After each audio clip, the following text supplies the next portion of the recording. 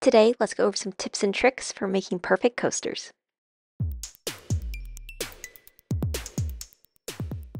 Welcome, I do sewing and DIY related content, and today we are going to be talking more about coasters. So I actually have a whole video already up on how to make a coaster step by step, but today's video is going to be more tips and tricks into making them to help you succeed and make sure they look great at the end. Now the best part about this is there is a whole Etsy pattern available too, so I will include the link in the description below in case you want to check that out.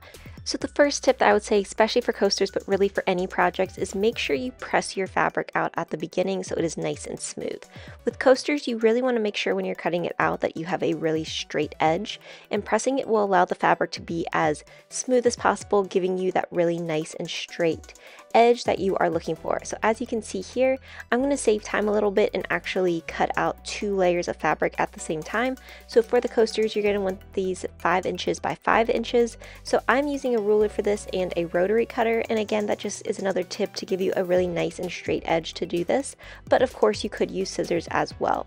And then as you can see, since the fabric is pressed, it is nice and smooth. We don't have to worry about any bumps when we are going through this, and now we have those 2 pieces that are the correct size. So now I'm just going to go ahead and trim this so that it's 5 inches by 5 inches all the way, and we have a really nice square that we're able to use for our coasters. The rotary cutter also is a little faster, so especially if you're making a lot of these as gifts, you'll be able to get through them much easier. Now when I go through my coasters, I normally make about 4 at a time, but you could definitely up this or even just make 2 if you wanted, depending on how you were going about the coasters, who you were giving them to, how many they needed. So my next trick when it comes to the coasters is when we are pinning everything together to sew it up, and that is adding this gap. So I had about a 2.5 inch gap on one side, and I like to denote this with 2 pins. Now the reason I do 2 pins is it allows you to see a starting and stopping point, and when you're getting sewing and you're going all the way around, sometimes it can be really easy to accidentally sew through your gap. So having those 2 pins there makes it so that you have to take both of them out. It makes you a little bit more conscious of what is going on so that you make sure that you are stopping for that gap and you're not sewing all the way through it. So since we have this all nice and pinned up, you can see that I have the coaster sewn, and now what my tip is for the edges. So as you can see, these edges, you really want to make sure that they look nice and pointed. So what I like to do is I like to take a pin and just very carefully pull the fabric out. Now there are turning tools that you could actually use for this that will kind of poke it for you and make sure that it is nice and stiff. There are also different ways that you could sew this up. I just find this pin technique works really well. You just need to be careful when doing it that you don't snag your fabric. I haven't had too many issues with that though, and I think this works as a really great way to not have to have another tool on hand. So here is what my coaster now looks like. So now it is time to go back to our iron. Again, highly recommend when you're making coasters to have your iron on hand, as this is going to allow you to get a really nice and clean look. So as you can see, I have my coaster here, and here's where that little opening was. So what I'm going to do is I'm going to press this entire coaster out, making sure that that fabric edge is inside that little hole that we had. And then when I press it, it's going to be nice and flat and smooth and make it much easier for me to top stitch the entire thing. So I have my coaster here, it is now pressed.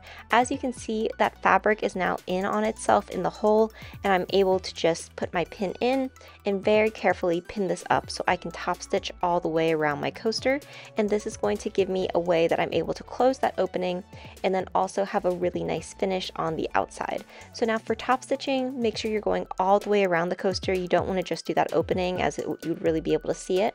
Or if you go all the way around the coaster, it just looks like it's a decorative touch. Now one thing that I do know that can be hard with coasters is the corners. So I like to actually sew the top stitching corner on a diagonal. So I go down one edge, turn my needle 45 degrees, go a little bit further, then turn another 45 degrees, and then keep going in that straight line. So I'll show you here again. So I'm going to lift up my presser foot, turn my fabric 45 degrees, put it down, sew just across that corner, and then I'm going to lift up my presser foot again and then sew down that straight edge.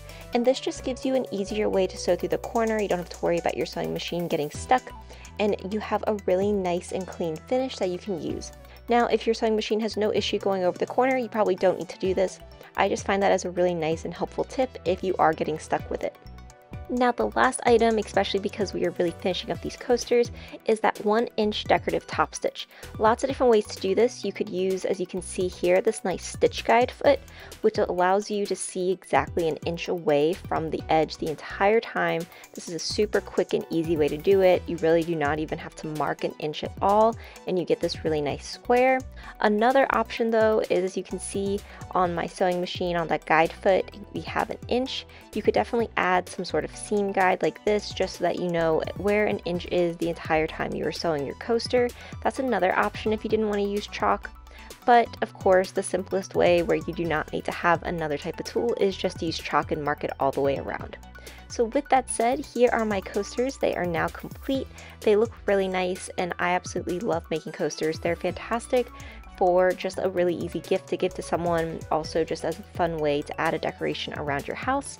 So all of the steps for the coasters are listed out in the Etsy pattern, as well as the other video that I made that I will be sure to link in the bottom description. And then the video as well as the Etsy pattern does include this bonus pattern for a sleeve for your coaster in case you want something to hold them all together. That is available too. If you enjoyed this video and you want to see more, be sure to like, comment, and subscribe.